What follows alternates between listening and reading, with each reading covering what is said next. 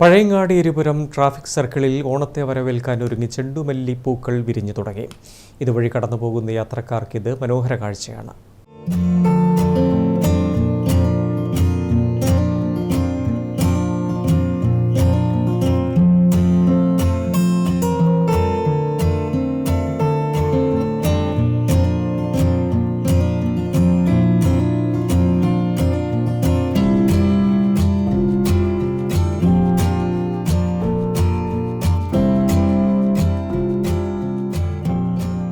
ഓണാഘോഷങ്ങളുടെ ആവേശം നിറഞ്ഞു നിൽക്കുന്ന വേളയിൽ പഴയങ്ങാടി എരിപുരം ട്രാഫിക് സർക്കിളിൽ വിരിഞ്ഞ ചെണ്ടുമല്ലിക പൂക്കൾ യാത്രക്കാരുടെയും നാട്ടുകാരുടെയും ഹൃദയം കവരുകയാണ്.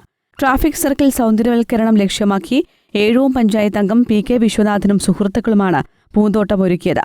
മനോഹരമായ പൂക്കൾ ഇപ്പോൾ സർക്കിളിന് നവോന്മേഷം പകരുകയാണ്. മഞ്ഞയും ചുവപ്പും നിറത്തിലുള്ള ചെണ്ടുമല്ലികയും വാടാർമല്ലിയും ഔഷധ സസ്യങ്ങളും മറ്റ് നാടൻ പൂക്കളും ഇവിടെയുണ്ട്. രാവിലെയും വൈകിട്ടും വിശ്വനാഥൻ ചെടികൾ നനയ്ക്കും. കൃത്യമായി വളപ്രയോഗം നടത്തി അതിന്റെ ഭാഗമായാണ് മനോഹരമായ പൂക്കൾ വിരിഞ്ഞത്.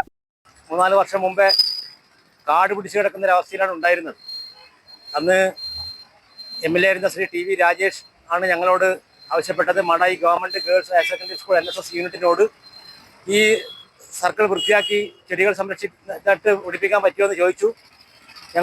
അദ്ദേഹത്തിൻ്റെ അഭിപ്രായം ഞങ്ങൾ സന്തോഷത്തോടെ സ്വീകരിക്കുകയും കഴിഞ്ഞ 4 വർഷമായി നമ്മൾ ഈ തോട്ടം സംരക്ഷിച്ചുകൊണ്ടേയിരിക്കുകയാണ്.